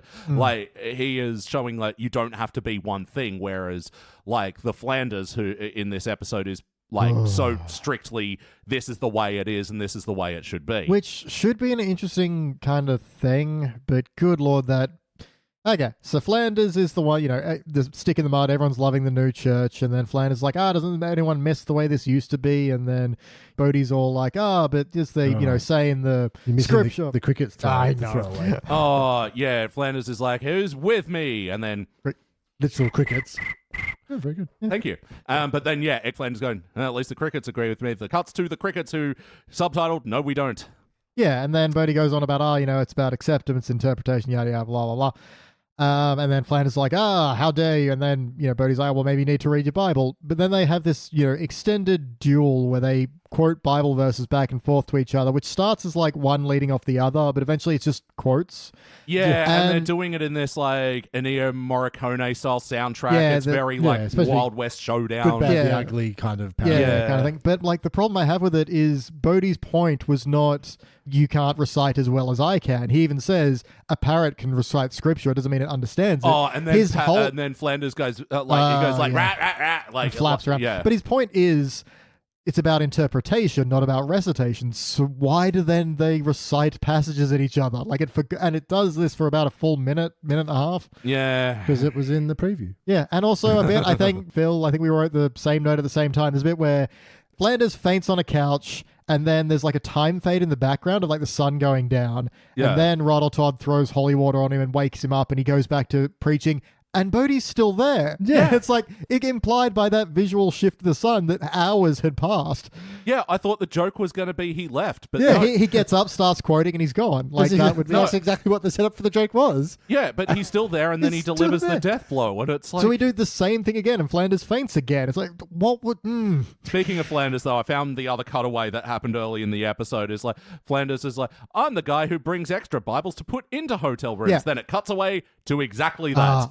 Loved the line. I'm like, okay, that's funny. And then, but then cuts to him taking things out of the minibar to put the Bible in, and then Quimby is in bed with a woman. It's do you mind? It's It was a good line. You couldn't just leave well enough alone, could you? Yeah, like, there's no proven method for when, like, taking the extra beat on a joke will and won't work. Maybe it's because I like wrestling and I'm familiar with the works of NPR, so it's a simple that thing played into my interest. The wrestling gag definitely resonated with you guys better than it did with me. Yeah. Fair. But it's also a fair enough thing to, you can say it, but then it's the actual, the action of wrestling mixed with the very low-key sort of NPR volume. That worked for me. Obviously, not so much for Phil. It wasn't bad. Look, you laughed more than I did. Fair enough to say it's hard to know where the line is on that extra bite, but usually it's when you kick it around a writer's room and they're like, nah, this drags. Yeah. Or you gain nothing extra from the extra hearing it or seeing it or anything. I feel I'm so curious about the process of this one is that, because even were they so eager to please Pete Holmes that they weren't I afraid feel like the guy who problem. Kept saying, no, this bit drags, had just worn his voice out by this. He was counting bingo the last time. Yeah. And, because even like the cricket thing, I thought the line was fine, except we didn't need the cut to crickets.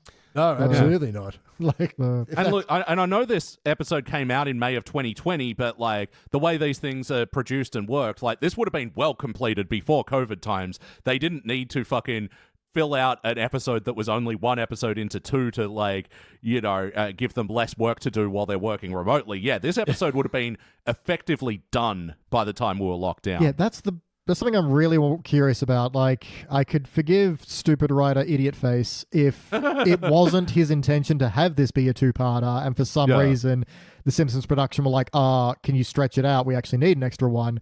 Because a big problem here is just so much of the padding, but there's also plenty of others.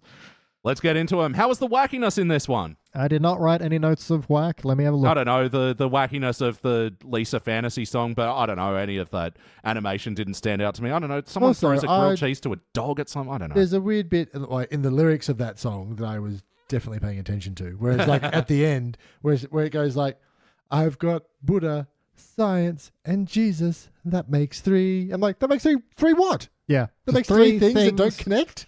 And that's it. I mean, the whole idea is that, like, Bodhi's taking, like, from limitless sources. It's even, there's a wacky moment when Flanders and him are doing the showdown and their pupils change into, like, the various religious symbols. Yeah. And then they cut to another episode we reviewed with you, Phil. Flanders' dog, Boz, has a couple of symbols flash up as well, just because. A bone in his eyes. Yeah, just because, that's right, Flanders has a dog. Here's your periodic reminder that's a thing. I forgot that, and I was actually just washing over me at this stage, and I barely even took it in. There was actually something else in this episode. It was like, that's a surprise. Oh, that's right. It is in Lisa's song where at the end of it, we get Chaz Bixby returning. And I remember he was actually a favorite of ours when we reviewed whatever episode that was. He has his moments, yeah. Yeah, we reviewed him in. I think it was like Smoke on the Daughter, where Lisa was like taking up smoking because she was doing ballet. Do you remember Chaz Bixby at all? Yes, It's funny that the selective memory I have because like I don't know. I just remember we reviewed it with Jordan. It was back in the Temple of Doom, like back in Balgala. Yeah. Oh yeah! Wow, that was ages ago. Yeah, the building that now only exists in certain episodes of Day Plus One. Yes. Available now on YouTube and dayplus1.com. Yeah, and DVD. No.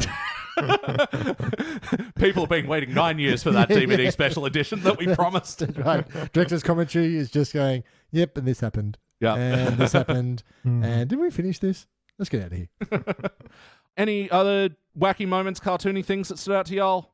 I do like when Brody's talking about religion is to re-ligamatize things, bring things back together. Yeah. And Dr. Nick goes, they never tell you that in medicine school. And Dr. Hibbert goes, they definitely tell you that in medicine school. And he's like, malpractice makes malperfect. Yeah, all right. I like that line. Yeah, I was just going in that. I thought they killed him. Because, he has a very definite death in the Simpsons movie. Anyway. Yeah. But before that, Brody is preaching to the fullest church the church has ever been, so much so that people are complaining about how full it is. Yep. And he starts out going, no one's going to church anymore. It's not cool to be at church or have religion. I'm like, the church is full. How do you tell a full church that no one's going to church anymore? I had the exact same note, and my note there was, it is such a simple fix. I'm glad to see so many of you here today, but let's face it, all around the world, church attendance is down. Like, that's how you fix that line to make it sense, because that is so illogical. Yeah, it's just like... if you're talking about illogical lines, there's a weird bit because Fat Tony's there, and they have to Guest cut. star for this episode, Joe Mantegna. They have to cut to so many characters talking about how they love being back in church, and there's a bit where he goes, "Oh, I've not been in a church since I had a montage of my enemies getting whacked," and then Louis is just like, "Whoa, whoa, whoa!" Like, I didn't know you whacked people, like that kind of reaction. I thought that was more of a Don't say that. whack me because we're in church right now. Even that's like, that doesn't, neither of those things, like, it should have been the reaction of, "Whoa, don't say that here." But instead, we both had different interpretations of. My interpretation was I thought he was making a reference to a mobster movie that I'm either not remembering or Godfather. Oh, okay, there we go. No, not the whoa, whoa, whoa bit. Yeah, sorry, not the whoa, whoa, whoa. Yeah, I thought the whoa, whoa, whoa thing was like, okay. like kind of a do you want to get sued, but like poorly done. But right. given that there were 3 different interpretations of that joke, and not in a Ralph sleep, that's where I'm a Viking way, where it's still funny. Like the line's like, I didn't get it. Why was it funny? Wait, how else do you interpret that's where I'm a Viking? Oh, it's either like that's where you are your most powerful, as in the metaphorical Viking, or in his dreams he is literally a Viking. Of course he's literally a Viking. Yeah, see, I took it as the metaphorical one. I took it as meant to be that's where I'm most powerful. Yeah. What? Yeah. What? Yeah, what the hell are you talking about? What are you talking about? Vikings aren't the most powerful anything. Yeah, but it's like where you're a conqueror, that's how I took it. No, he's just literally a Viking. And he's doing cool things. Okay, so there we go. But the point is, both are funny. Yeah, both work. You guys are weirdos. It's a real fucking blue and black, white and gold dress sort of moment. I love that there's no actual name for that. You have to say the blue and black, white and gold dress. Yeah. Just the dress. The dress. Look, there's probably a bit more wackiness that we're forgetting for now. How about the heart? So, the big betrayal. He burned a Bible when he was a young, reckless pastor. I gotta say, you guys, like, when you were, like, pitching what the bad answer could be, still better than this. You know what? I so believed my version of it that the end of the show caught me by surprise because I was waiting for the bit that I pitched as the ending. And I'm like, you weren't far off. Where's the bit with the truck? I'm like, I just made that up. Yeah, because this is the part that's out of order. So Lisa decides to defend Bodhi. Mm-hmm. Then she has a conversation with him. Like, okay, so Lisa defends Bodhi. They have this whole town meeting. The town's all like, we've mobbed for less. Admittedly, a line I quite liked. Yeah. Remember that guy with 2 different socks? Like, again, just as a throwaway line, I enjoyed that. Yeah. So they decide, okay, you're done. Get out of here. Then Lisa, then it cuts to Lisa, who says, like, I'll see you in church. Like, isn't he getting kicked out? Yeah. So then Lisa, there's a scene with Lisa in the church who's then talking to him like, why did you do it? It's like, wouldn't you have had this conversation already? And then he has this long spiel about, I was lying and impulsive and trying to talk about you follow the doctrine, but you're not following the actual, spirit of it. And then he says something like, I've got to go convince these people. And then the episode ends.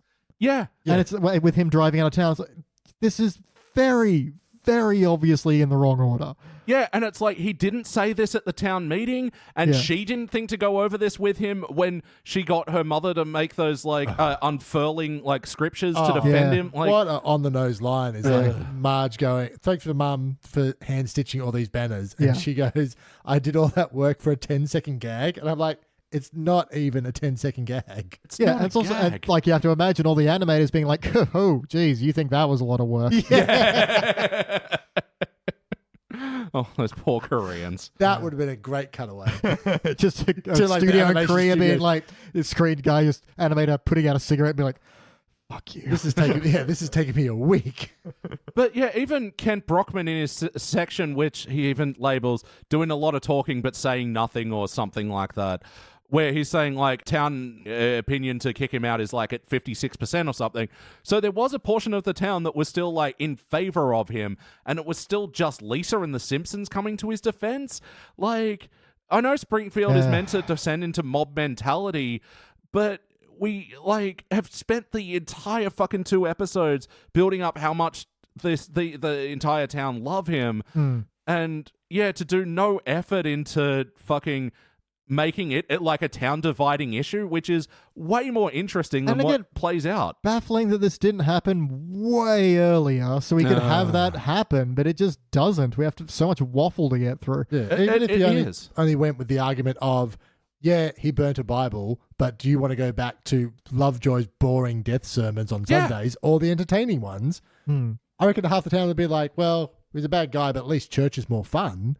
Like you Yeah. could almost have a three-way Yeah. battle between opinions of like Yeah. the righteous right, the people who want entertainment, and the people who want the Yeah, other thing. exactly. To make it a complex and interesting story. But yeah, you're right. We get so much waffling to get there because it's like Reverend Lovejoy uncovering the truth, which is purposefully delaying and expressing how much it's delaying itself and like dangling the carrot. And then for it to be like, admittingly, like, kind of an interesting thing to be caught on camera doing. Yeah, burning a Bible, but then having the justification. Yeah, it's that like that Flanders thing that people were parodying it, but like not understanding it and using it as a way to divide people. So Yeah. it was a rash decision for him to do. Like, that is fine, but yeah, the things that they build around it were shit. Mm-hmm. Because they didn't really build anything around it. It was just the MacGuffin that got them to run back. Yeah, that took from Michigan. ages to come back, which you could have done with a phone call. And yeah, this revelation could have been an email. Yeah, that's it. This episode could have been a 5 minute short. It really could have. Yeah, but and just what makes this episode so insufferable is so many characters then walking past Bodhi being like, "Oh, I'm gonna miss you. You were the best. You were the best character on this show ever. Your stand-up is incredible, and we love you." Just Make sure you watch Crashing on HBO. Yeah, just so many characters. Even Lenny, who's like, "I hope you burn in hell, heretic," and then shakes his hand, and it's like, yeah, this guy. Obviously, the Mary Sue needs the big smooch before they can go. Just, I was kind of disappointed as well when Lisa goes, you know, blah, blah, blah, we still love you, whatever it was. We never say goodbye without a meatloaf and broccoli. And then didn't hand him a meatloaf and broccoli. He's like, "Oh, you're inviting me to dinner?" And I'm like, no, of course not. The episode's over, and then that cuts to them having dinner. I'm like, yeah, the fuck? yeah, she's going to hand you a They're meatloaf. having dinner. Where are they having dinner? At the Simpsons house. Yeah, it's not their house anymore. It's somebody else's house that they still live in without any problems. Completely dropped plotline. But yeah, and then he goes, "I'm off to clear my name or whatever," and then I'm like, "Oh, have we still got another act in this thing?" But then it just cuts to the episode ending in a Wig and Lou corner. Yeah, where Lou is just a massive jerk. Last episode, I wanted to bitch about Helen Lovejoy. This one, it's just Lou, who's, you know, Wiggum's like, I believed in that guy. Now I don't have anything. He's like, "Oh, Chief, you've still got a beautiful wife and kid." Usually I can get through that without laughing. It's like, wow, way to be an absolute bitch. And it keeps going and going. Wait, no, I'll be able to say it this time. You got a beautiful wife. And then it's just literally just crashed to credits. Like that caught me so off guard. I I'm like, honestly thought there might be a part 3 Yeah. because it just ends. yeah. Ultimately, did it feel like an episode of The Simpsons? I don't know what. How this do we felt even like. define that anymore? No, I mean, This is honestly, something they gave copy 2 parts to. copy and paste my answer from the last one. It's, Actually, controversially, I would say, given the more recent episodes that we reviewed, incoherent, not very funny, lacking in story, character, and plot development, I'd say that, yes, it does feel like an episode of The Simpsons. I keep pulling back to, does this feel like an episode of the teen Simpsons or like the early first 10 seasons? But that's now the minority of what The Simpsons are. Oh, yeah. So I would say that looking at The Simpsons as a whole, yeah, this is almost deadly on the money. It's a bit worse than normal, but it is Simpsons. And to take the counter of that, this feels like, what's the writer guy's name again? Pete Holmes. Yeah, this is the Isn't Pete Holmes Great show. Yeah. And I did not sign up to watch that show. No. Also, I really now don't like Pete Holmes. Yeah. I don't know who I haven't he heard a is. word of his stand-up, and I think he sucks. Guys, I am like so glad that you've only invested 40 minutes into this guy because like I pushed through. Like I listened to his podcast, didn't like it. I checked out a stand-up special, didn't like it. Checked out a couple more things in the first episode of Crashing, and yeah, this guy is insufferable. I don't get it. He's still somehow so popular. And enough that, yeah, The Simpsons were impressed enough to bring him in on this fucking two-parter. Double, it's baffling. But, yes or no, would you watch it again? Wait a minute, I could get through this question. Yes or no, would you watch it again? Look, my only conceivable reason to watch this again, smash to credits, would be if we were doing another best of the worst to see does this truly deserve to rule in hell? Yeah. Oh, length alone. Yeah, there's the argument there. Because at least Lady Gaga episode is half of this. That's and true. at least what Twice to as much expect when suck. Bart's expecting is bafflingly entertaining in its terribleness. And even like Great Fatsby, like at least Hey, at part two-parter. one, we were like, that wasn't great, but maybe it'll stick the landing. Participant. But then the second part, we're like, no, failure. Yeah. Yeah, this one, I do not feel the desire to retroactively like change my ranking from the last one. Oh my, no. But what would you change, BT? I think we've hit the nail on the head. Have the, revelation of what he did happen in the first act, and then have the rest of it be the town divided and deciding what to do, and both sides trying to win it over and reaching a reconciliation in the end. Because that's infinitely more interesting than, isn't Bodhi great for 20 minutes and then the reveal and ending in the last 3? Yeah. Phil? I still think there's a lot of unplumbed line, Unplucked fruit. we'll do that. Unplumbed fruit, Uneven where they out. could really have run with Lovejoy now being free of the shackles of the churches, out to pursue his interests and hobbies and loves, and finds that he's lonely and misses the camaraderie, and maybe he comes through that sadness and he's introspective and his time away from the church comes back to what the meaning of church is, and then when he comes back, he said then the argument can be, I agree with what he's talking about. I think the same thing as well, but he's distracting you with Hawaiian shirts and guitars, and the message that he should be telling you, you're not getting because you're just here for the entertainment. You're not here for the religion. And then you could have the message versus the container, the content versus the container type of thing. Yeah, that'd work. Because, half of them are definitely only there because it's fun. I would say all of them are only there because it's fun. Yeah, and then that's a nice heart, a nice moral, and you even get to have your religion kind of getting a better light there. Yeah, and it's a balance. And you also get to discover new things about a character that exists. You get to then look at the other side of a fun, entertaining message that is not in the same light as it's good and I feel jazzed when I go to church now, but you're not getting the message, you're getting the jazz. The package. The jazz brunch. The jazz. Yeah, you're not eating the croissant, you're just enjoying the jazz brunch. Yeah, just piggybacking off that, I think Flanders needs to have a revelation of tolerance in this one as well. In the, I know you were enjoying it, but remember to look around when before Bodhi came along, it was you, a couple of old people in The Simpsons here. This has managed to bring in people, and isn't it the same message? Just because it's not your flavor, we know Flanders, he loves cucumbers with cottage cheese, nachos Flanders style, and what is it, low-fat ice milk? Oh, God.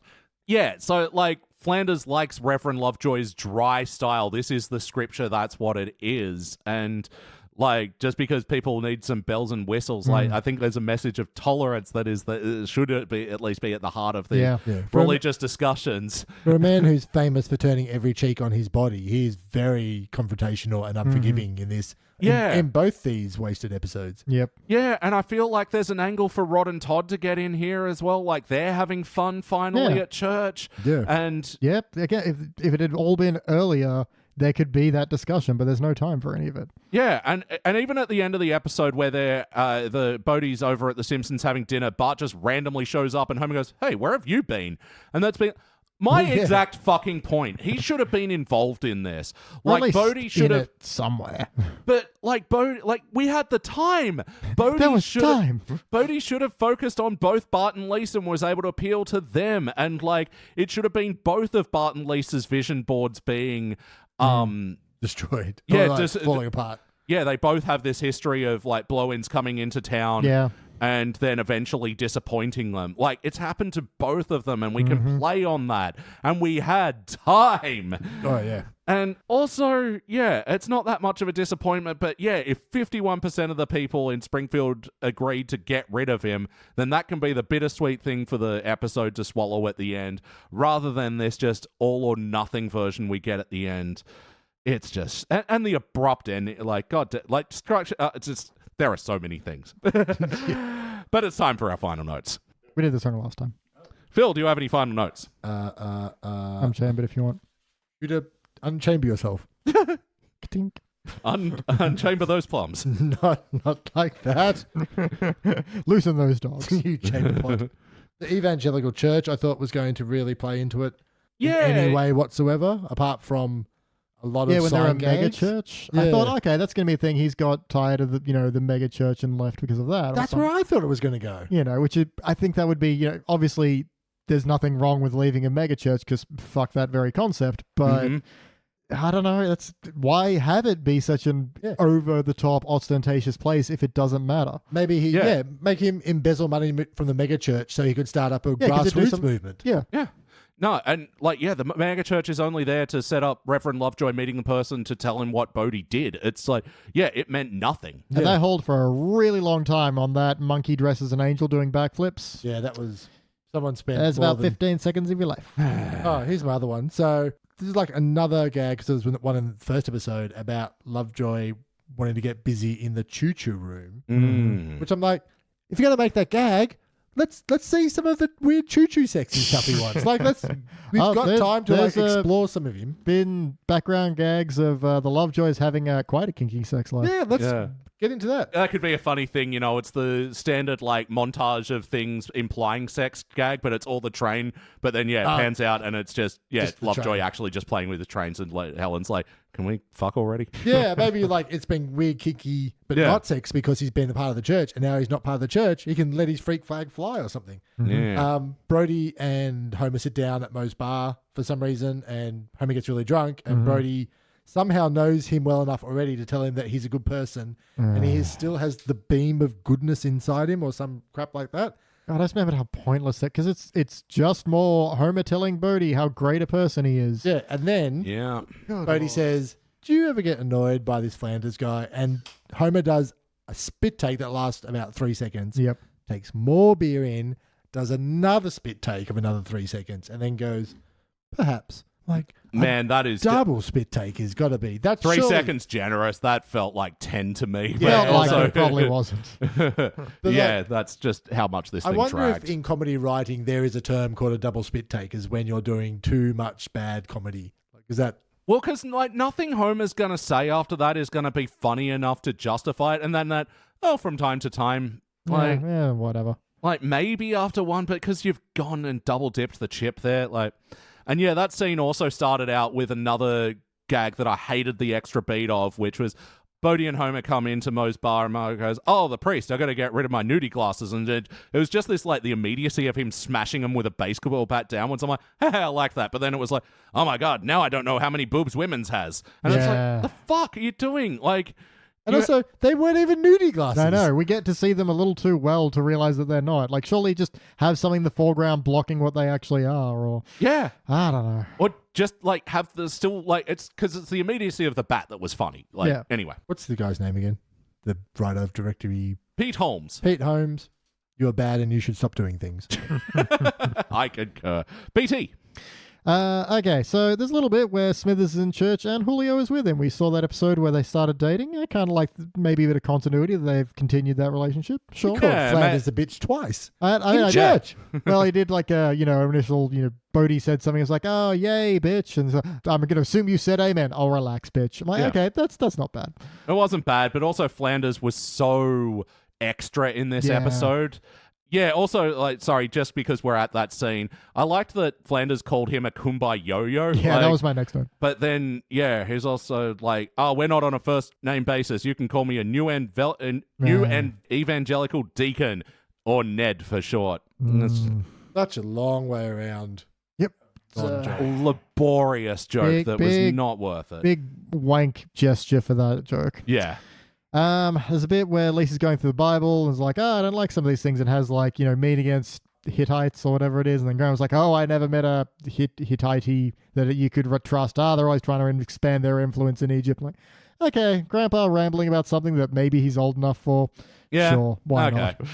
The bit I really didn't like was Lovejoy trying to speed back to Springfield, and he's accelerating. He's like, "Get behind thee, Saturn." And I'm like, for fuck's sake. Because Saturn is a brand of car for our international listeners who are not in America.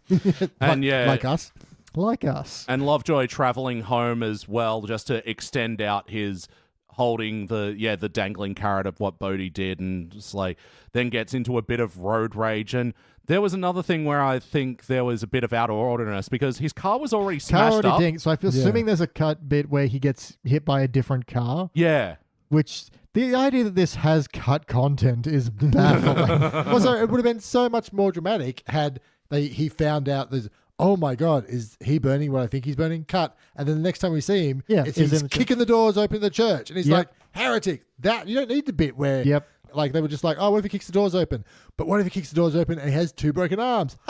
That's great. How does he get 2 broken arms? But that's also because he's doing Hawaiian Day at the church, he could be doing, tiki torches and have fire there so you can build up that suspense of like, is he burning what I think he's burning? And then he's got fire there and dramatic music and like, what is he going to burn? That would have worked really well. Oh, you could have just cut straight to, a close-up of a tiki torch and him going... Yeah, a pig on a spit or he anything could be reading like from the Bible, but actually using the bit from Temple of Doom. Let's not forget that tiki torches took on a different meaning around this time. I meant like tiki statues. Not before COVID, though. I can't remember when that happened exactly. No, I think a lot of weird things happened. Yeah, it's been a bit of a time suit. But like, it could be like just like doing a pig on a spit. I think that's a luau thing where you... Yeah, sure. I also think that about Hawaiian things, but I don't know if any of that's right. Whatever. I think it's Hawaiian when you do the pig with the pineapple instead of the apple. Anyway, I could be being... Let's just go get some barbecue after this. But also, thank you, Hawaii. You guys killed Captain James Cook. Well done. He was on your hit list, huh? Look, I did like the joke. I was like, I'm going to kill that guy. Oh, so who beat me to it? Wow. How long ago? All right. Spam and eggs, thanks. Yeah, and someone got Hitler too. Nice. Hitler got Hitler. Wow. Okay, a bit I did kind of like was when he does burst in, because it's Tiki Day at the church, everyone has shocked faces, and then it cuts to like a tiki mask that has a shocked face. I'm like, okay, yeah. Oh, because that's what it would look like by default, and I believe that is my last note. I forgot to look it up at the time, but I'll do a drop in here. Dredrick Tatum's Psalms tattoo. I'm just going to predict that that's something against tattoos, because the Bible has a few of those. Yeah, that's true. Which is very funny for anyone who's super religious that has tattoos. Or vegan and doesn't realize how many are made up from ground animal bones. Like Pete Holmes. He is also vegan. So of course he's blah. Yeah. His self-interest character, of course, then has a speech about how he's a vegetarian. Oh, for fuck's sake. Vegans are made up from ground up pig bones? No, tattoo ink. Oh. that makes more sense. Editing Bay, Elliot J here to say that, Dredrick Tatum's tattoo is Psalm 23:4, and the quote from that is apparently, "Yea, though I walk through the valley of the shadow of death, I fear no evil, for thou art with me, thy rod and thy staff, they comfort me." So this isn't even a joke. It is just a Bible passage that a lot of people have heard and have quoted, and man, just fuck this episode so hard. Grandpa does the incredibly cliched at this point, I once knew a man who had long hair and had wild ideas, blah, blah, blah, and his name was Willie Nelson. And I'm like, all the time, and I'm like in the ramp up, all right, how are you going to do something different with this joke? And then he puts a bandana on so he looks like Willie Nelson. Grandpa, big Willie Nelson fan. He loves hippies and pot.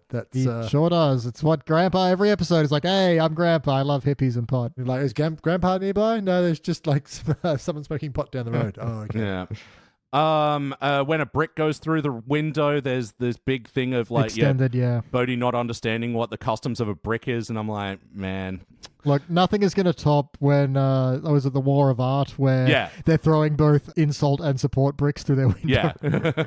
And then they're tallying the support against bricks later. Yeah, that's going to be peak brick through a window joke. And, of course, at the dinner, Bodhi goes, the Simpsons, please never end. Oh, God. Jesus. It's time to rank this thing. BT. Look, just to point this out again, we do have, where is it? I'm trying to find my thing here. Yeah, they have that whole debate. Everyone's shaking Bodhi's hand as he's going to leave home. Then we talk about Meatloaf. Then it has the scene where they eat Meatloaf with him. Then Lisa asks about why he did it. God, this is in such the wrong order. It is so unbearably self-serving to its writer and actor that even Gaga looks tame by comparison, which is not a thing that you get to say often. No.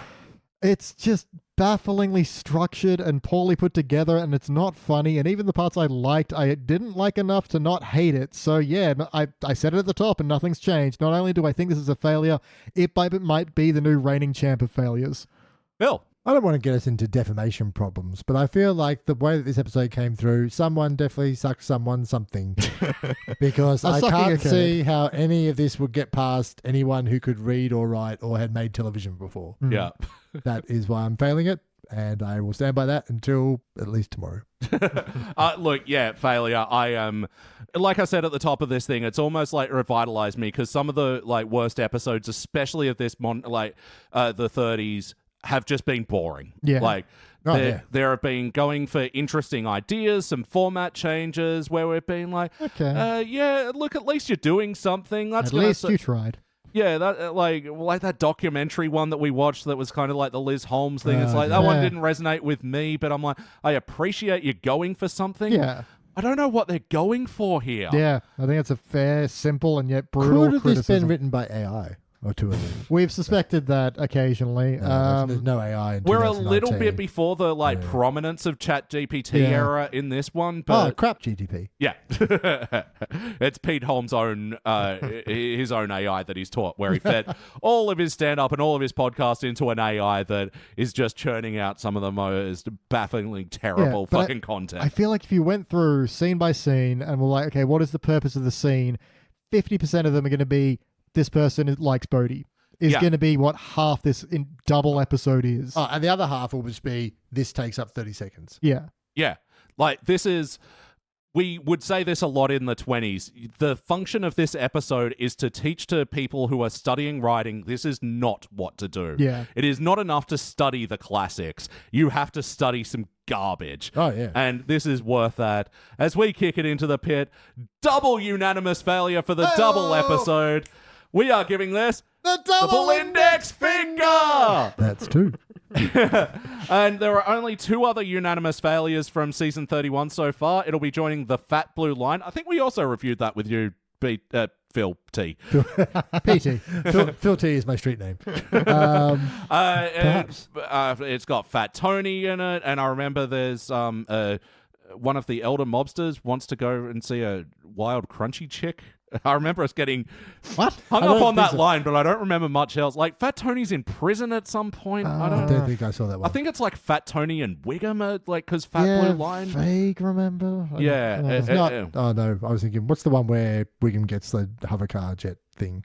Sky Police. Sky Police. Sky Police. Yeah, no, not that. And also Frink Coin, where it's like Frink does Bitcoin. And no one understands what any of that means.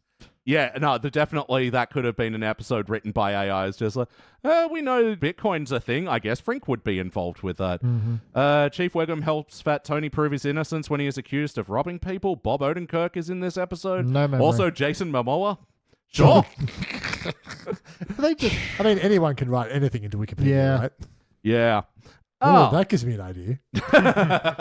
But until then, once again, guys, thank you so much for joining us. I'm sorry that it's not always great episodes, but this is a bad one that revived me a little, I gotta say. Yeah. If nothing else, it's been so long since I felt we even had a contender for Lord of the Pit that I'm amazed that it came up in 31, no less. No, that's it. The 30s, for better or worse, have just been mostly existing in that participant to silver bracket. Yeah.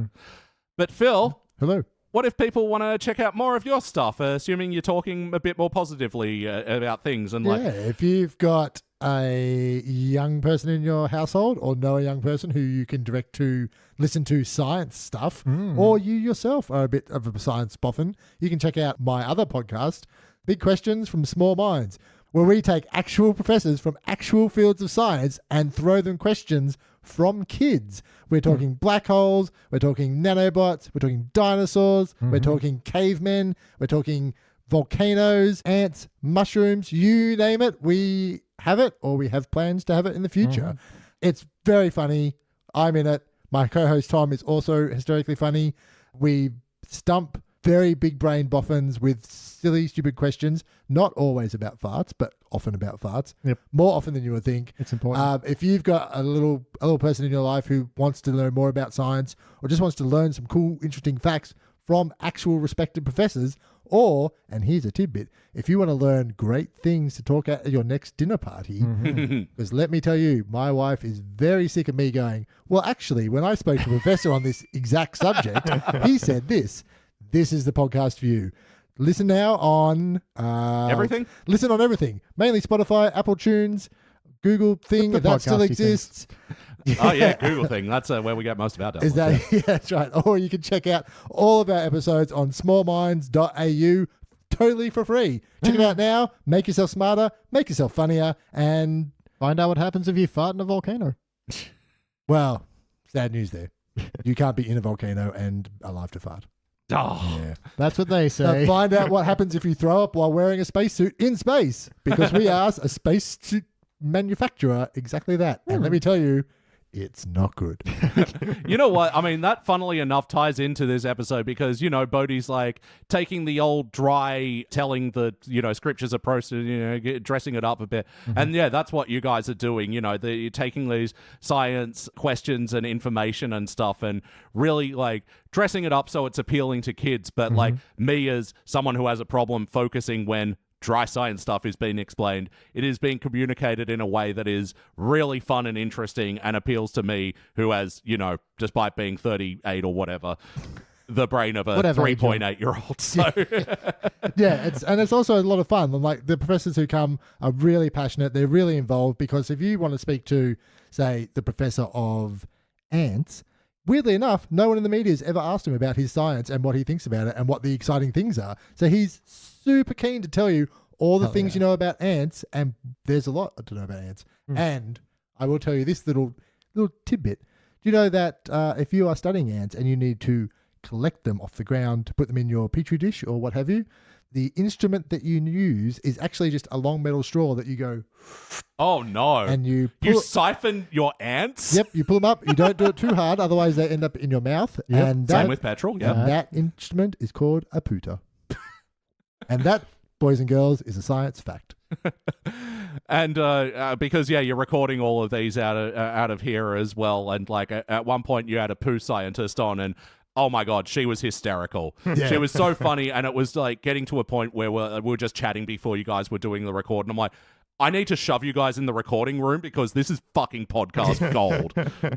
We actually did, we spoke to 4 different professors about smell, taste, what happens in your stomach, and what happens in your butt as the journey of food, and none of it is boring. It's all very interesting. There's a multi-part episode I can get behind. Yeah, take a travel through your own body with us.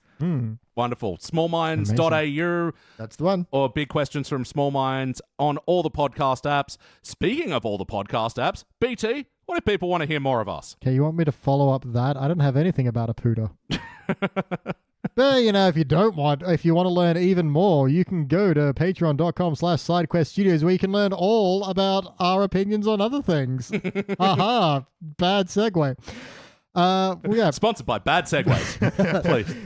Just don't order them. Don't. They don't deliver very well. No, not at all. Yeah, that's where we have a whole bunch of exclusive podcasts. I think what do we get? What are you up to there? Like 200? Over 200 exclusive podcasts. Lord, so much value. My gosh, for as little as a cup of coffee or a new pooter, you can get, I don't know how much a pooter is. Medical pooters will run you. Probably quite expensive.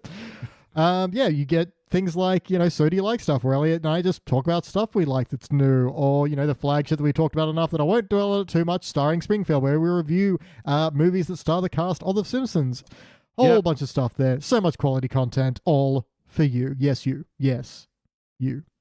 And yeah, so it's $5 a month. A new bonus podcast every week. That's like $1 something per podcast. Nothing. And yeah, it goes a long way to supporting everything we do here, keeping the lights on, you know, maintaining the ongoing costs of running Side Quest Studios. It's just nice to know that you care. Yeah. Also, sitting in the studio that has 2 out of 4 lights not working, I think you guys need some more Patreon. So we do.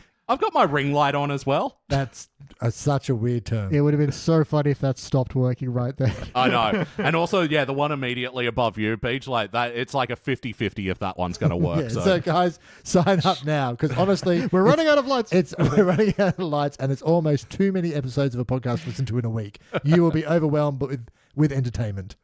Yep. And yeah, also you get voting rights for Starring Springfield. So that's our free podcast now. You can go check it out, Starring Springfield, on all the podcast apps, where where we're reviewing movies that star the cast of The Simpsons. You sign up to the Patreon, you get to tell us what movie to review. Go check it out, patreon.com/SideQuestStudios. But for now, that's been it for The Simpsons Index. Stick around for part 2 next week. Well, actually, it's part 290. But anyway, that's been Phillip. I'm here, but not for long. And that's been PT Calloway. It's nice to get the knives bloody sometimes. And I'm Elliot. Pitchforks. And I'm Elliot J. O'Neill. That's all the mustard in the... To be continued. Oh, you son of a bitch. Oh, that's... Right now. House! Thank you for listening to the Simpsons Index podcast, which is also an online spreadsheet available at thesimpsonsindex.com. We're also on social media. You can follow us on Blue Sky, Instagram, and on Threads. Links for all that and more are down in the show notes. And lastly, consider giving us a 5-star review. Why not? We'd do it for you. Now, there's no bonus scenes for this episode. Everything we left in was pure gold, so we'll catch you next time.